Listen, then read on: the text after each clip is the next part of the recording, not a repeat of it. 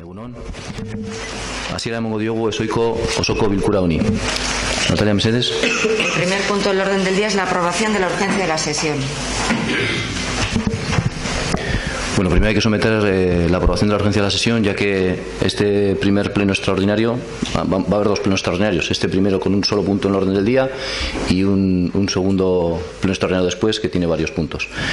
La urgencia de la sesión se debe a que la autorización para la toma de posesión de Luis Rodrigo como concejal de esta corporación llegó antes de ayer lunes y por eso sometemos a la votación del Pleno la aprobación de la urgencia de esta sesión.